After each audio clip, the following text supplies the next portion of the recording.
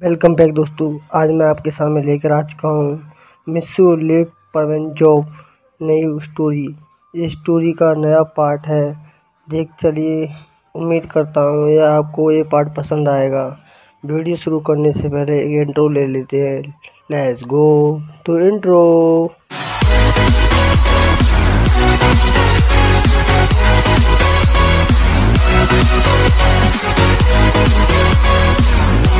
तो तीन सीन दिखा जाता है मिस्सू ऊपर। मिस्सू हमेशा की तरह आज भी बेड पर लेटा हुआ होता है और उसकी छोटी बहन गां को कहती है कि मॉम, मिस्सू भैया अभी तक नहीं उठे। गांको की बात सुनकर मिस्सू की मॉम काफ़ी गुस्सा हो जाती हैं और वह कहती है मिस्सू मिस्सू मिस्सू, लेकिन मिस्सू कोई आवाज़ नहीं सुनता और सोता रहता है। मिस्सू की मॉम मिस्सू के कमरे में आती हैं और मिस्सू को जगाती हैं और मिस्सू जब उठता है फिर कहता है अरे मैं तो लेट हो गया। फिर मिस्सू भागने लगता है और स्कूल के लिए तैयार होने लगता है और कुछ देर बाद जल्द से जल्द वह स्कूल की ओर निकल जाता है।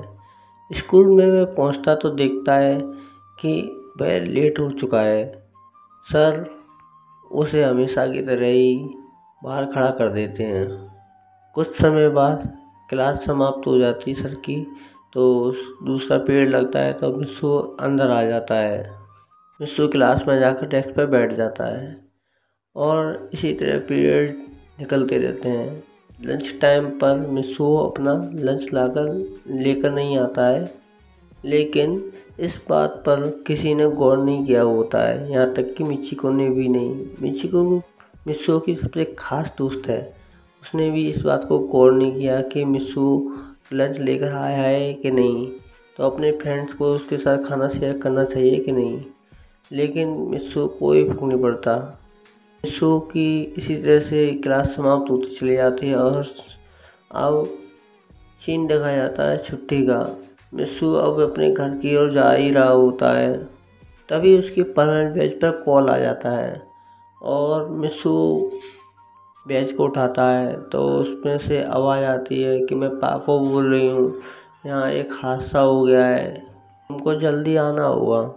मिस्सू फिर जल्द से जल्द अपने घर की ओर भागता है। मिस्सू घर पहुँचता है और बिना सोचे समझे अपने रोबोट को एक्टिवेट करता है। उससे तो ये भी भूल जाता है कि उसने अभी तक खाना भी नहीं खाया, लेकिन मिस्सू उससे कोई फर्क नहीं पड़ता। मिस्सू अपने रोबोट को एक्टिवेट कर परवेंट सेट पहनकर हादसे वाली जगह पर पहुंच जाता है। मिस्सू काम कर ही रहा होता है, तभी उसके ऊपर एक बड़ी सी चट्टान गिर जाती है। मिस्सू को उस चट्टान से कोई ज़्यादा चोट तो नहीं लगती, क्योंकि उस समय उसने परमानेंट सेट पहन रखा था, लेकिन उसे फिर भी चोट आ जाती है। पाको नोटिस करती है कि मिस्सू को चोट लगी हुई है, तो पाको मिस्सू के पास आती है और मिस्सू की चोट को मतलब कि कपड़े से बांध देती है। जिस जहाँ से वो हाथ उसकी तरफ से मिल गई, जिस मिस्सू के हाथ पर चोट लगी हुई थी उस हाथ पर एक कपड़ा बांध देती है। मिस्सू बोलता है ये क्या कर रही हो पाको, ऐसा मत करो, अगर ऐसा किया तो मेरी मॉम को पता चल जाएगा मैं परमैन हूँ। मैं घर पर जाकर बैंडेज लगा लूँगा जिससे मॉम को पता नहीं चलेगा। मिस्सू फिर से काम करने की कोशिश कर रहा होता है, फिर से वह गिर जाता है। तो मिस पाको बोलती है तुम्हें हुआ क्या है मिस्सू, आज तुम ठीक से काम नहीं कर पा रहे हो, क्या बात है मुझे बताओ। तो मिस्सू बोलता है अरे मुझे शायद मैं भूल गया कि मैंने आज सुबह से कुछ खाया नहीं है। फिर मिस्सू सब कुछ बताता है कि मैं ऐसे लेट हुआ था और शायद मैंने खाना नहीं खाया इसलिए ऐसा हो रहा है। फिर पाको बोलती है चलो मैं तुम्हें कुछ खिलाती हूँ। फिर पाको मिस्सू को अपने साथ ले जाती है और उसे वहाँ पर एक बर्गर खिलाती है। एक बर्गर पाको खुद अपने लिए ऑर्डर करती है, एक बर्गर मिस्सू के लिए ऑर्डर करती है। दोनों बर्गर मिलकर बर्गर खाते हैं। जब मिस्सू को थोड़ी तसल्ली आती जब मिस्सू बोलता थैंक यू पाको, अगर तुम ना होती तो मेरा क्या होता। फिर पाको बोलती है क्यों, मिचिको ने तुमने कुछ खिलाया नहीं क्या, हैं? मैं कौन होती हूँ तुम्हारे लिए। तुम तो हमेशा मिचिको के लिए पीछे पड़े हुए होते हो। मिचिको ने नहीं देखा था कि तुम भूखे हो तो तुम्हें कुछ खिला देना चाहिए। मिचिको तो तुम्हारी फ्रेंड है, कम से कम उसे तुम्हारे साथ खाना तो शेयर कर लेना चाहिए था। मिस्सू बोलता है, और मैं क्या करूं उसमें, तो उसने समझा नहीं तो। क्यों, वो तुम्हारी सच्ची दोस्त नहीं है क्या? एक सच्चे दोस्त की तकलीफ परेशानी दूसरा दोस्त नहीं समझेगा तो कौन समझेगा? फिर मित्सु कहता है, अरे रहने दो पापू, अब बहुत हो गया। ठीक है, मैं जानता हूँ, मैं बस मिच्ची को अपना एक अच्छा फ्रेंड मानता हूँ और कुछ नहीं। फिर पाको बोलती है, फिर मैं क्या हूँ तुम्हारे लिए? और मित्सु पाको की बात को सुनकर कोई जवाब नहीं दे पाता और बोलता है, मुझे ठीक से कहना तो है लेकिन मैं कह नहीं पा रहा हूँ। और वो वहाँ से शर्माते हुए वहाँ से निकल जाता है।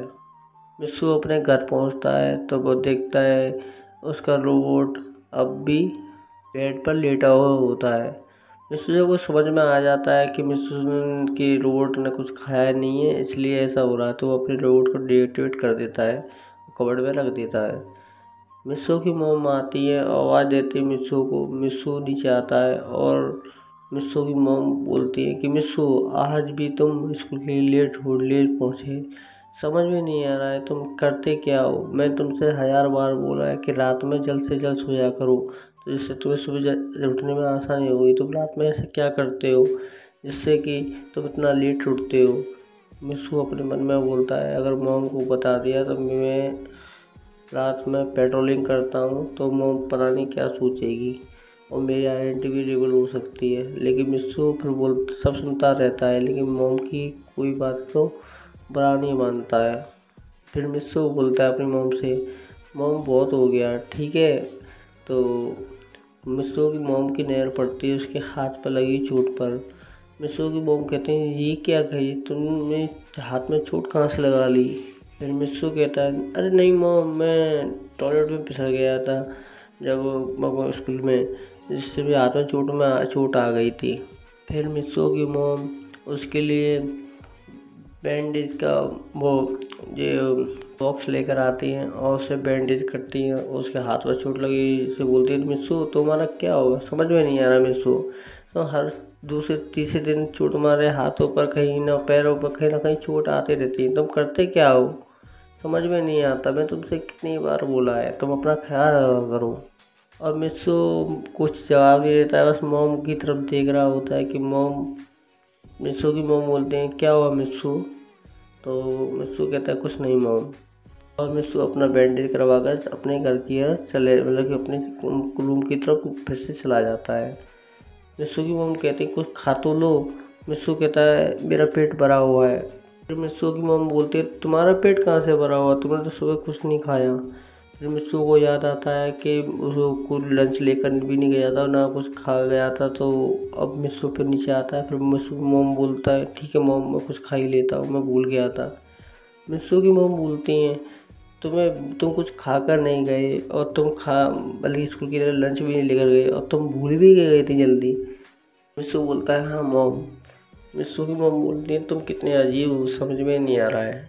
फिर मिस्सू नीचे लंच करने लगता है और फिर अपने लंच करने के बाद अपने ऊपर वाले कमरे में चला जाता है। और सीन देखा जाता है फिर अगले दिन का। मिस्सू आज भी हमेशा की तरह फिर से लेट हो जाता है और इस बार भी स्कूल की तरफ चला जाता है। और सर हमेशा की तरह फिर भी उसे बाहर खड़ा कर देते हैं। और कुछ देर बाद उनका पीरियड समाप्त होता है तो मिस्सू अंदर आ जाता है। सर कहते हैं, मिस्सू तुम करते क्या हो? रात में सोचो तुम इतने लेट उठते हो, तुम जल्दी सोया करो जिससे तुम्हें सुबह उठने में आसानी होगी। फिर मिस्सू कहता है, ठीक है सर। और उसी तरह से आज फिर से स्कूल का दिन समाप्त हो जाता है और मिस्सू अपने घर की ओर निकल जाता है। मिस्सू आज घर पर पहुंचने के बाद अब सीन दिखाया जाता है दिन का। दोपहर के समय पर मिस्सू की पेज पर फिर से कॉल आता है और उसमें ये बताया जाता है कि एक बिल्डिंग में आग, पायल बोलता है कि एक बिल्डिंग में आग लगी हुई है, हमें मुसीबत में फंसे हुए लोगों को बचाना होगा। फिर मिस्सू क्या करता है, जल्दी से अपना परमानेंट शर्ट पहनता है और हादसे वाली जगह पर चला जाता है। मिस्सू वहाँ पर पहुँचने वाले लोगों को अपनी जान की फिक्र किए बगैर लोगों को बाहर निकाल रहा होता है उस आग से।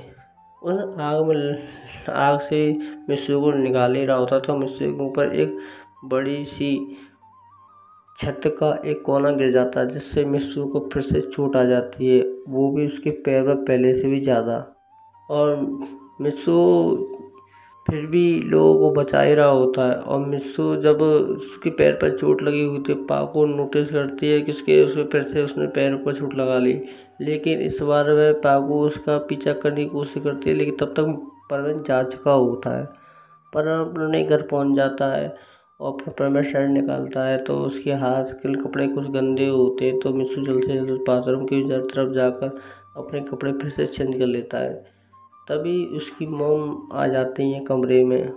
मिस्सू की मॉम देखती है कि मिस्सू के पैर पर चोट लगी हुई होती है और वो चोट काफ़ी बड़ी हुई होती है।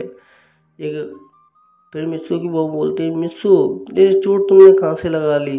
कल ही तो तुम्हारा मैंने हाथों का बैंडेज लगाए थे, आज तुमने पैरों को लगा ली, तुम करते क्या हो?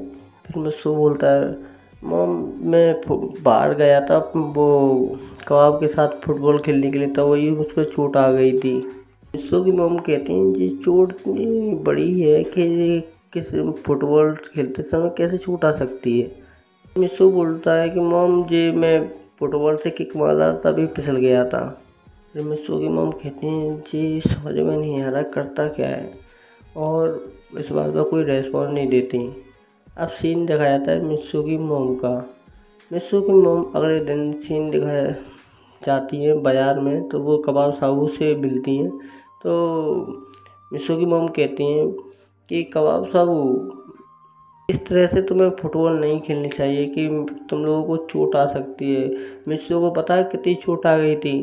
तो कबाब साहू बोलते हैं कि आप क्या कह रही हैं आंटी, हम लोगों ने फुटबॉल खेलना कब का बंद कर दिया, हम तो बेसबॉल खेलते रहते हैं। आपको पता है हमें फुटबॉल में कोई इंटरेस्ट नहीं है, हम तो बेसबॉल खेलते हैं। फिर मिस्सू की मॉम बोलती हैं, लेकिन मिस्सू ने तो बताया था कि तुम फुटबॉल खेले तो उसे पैरों में चोट आ गई थी। तो कबाब बोलता है, नहीं हमने तो कल मिस्सू हमें तो मिला ही नहीं, आपको तो पता ही नहीं शायद कि मिस्सू पूरे दिन घर पर ही था। तो मिस्सू की मॉम पूछते हैं कि मिस्सू ने मुझसे झूठ क्यों बोला? फिर मिस्सू की मॉम इस बात को कुछ मिस्सू को बताती नहीं है और मिस्सू पर नज़र रखने लगती हैं चोरी चोरी कि मिस्सू करता क्या है।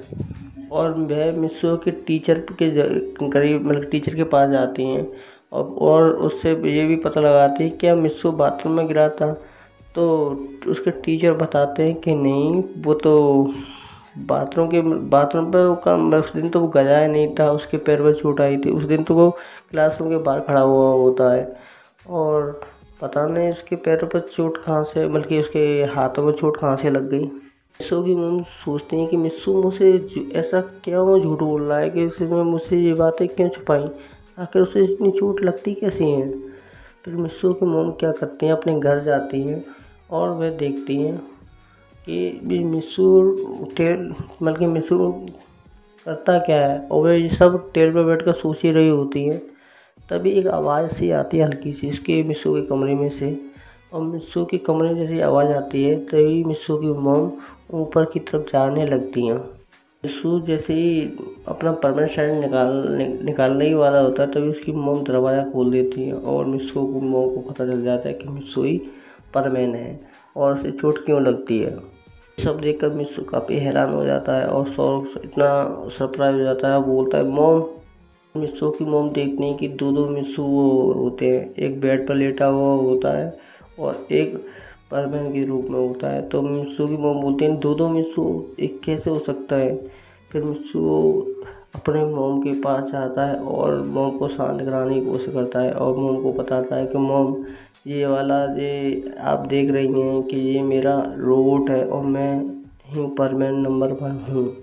मिस्सू की मॉम ये सब देखकर थोड़ी गुस्से में होती हैं और वो मिस्सू को बोलती है, मिस्सू तुमने मुझे आज तक बताया क्यों नहीं कि तुम ही परमैन हो, और तुम इतने ऐसे खतरे वाले काम करते हो और तुम्हें इतनी चोटें आती ही रहती हैं। मुझे पता है भी नहीं तुमने ये सब, तुम्हें इतनी चोट लगती है। तुम ऐसा क्या करते रहते हो, मैं हमेशा से सोचती थी। आज अपना ख्याल क्यों नहीं रख पाते, मुझे पता चल चुका है। मिस्सो को कहता है मॉम मुझे माफ़ करना, लेकिन ये हमारी परमानेंट आइडेंटिटी हम किसी को रिवील नहीं कर सकते, ये एक सीक्रेट है। अगर हमने ऐसा किया तो हमें जानवर बना दिया जाता है। मिस्सो की मॉम और भी घर आ जाती है। तो मिस्सो की मॉम कहती है मिस्सो मेरा एक कहना मानोगे तुम। फिर मिस्सो बोलता है हाय मॉम आप बोलिए, मैं आपका हर कहना मानूंगा। तो मिस्सो की मॉम कहती है मिस्सो क्या तुम मेरे लिए परमानेंट की जॉब नहीं छोड़ सकते। जिसको भी बात को सुनकर एकदम मिस्सो एकदम हैरान हो जाता है। उसे समझ में नहीं आ रहा होता है कि उसकी मॉम ने उससे क्या बोल दिया। लेकिन अब मिस्सो की बल्कि मॉम की बात सुन मिस्सो कुछ कहता है और इसी तरह से ये पार्ट यहीं समाप्त हो जाता है। नेक्स्ट पार्ट में आपके सामने बहुत जल्दी पेश करूँगा। Okay good bye sayonara.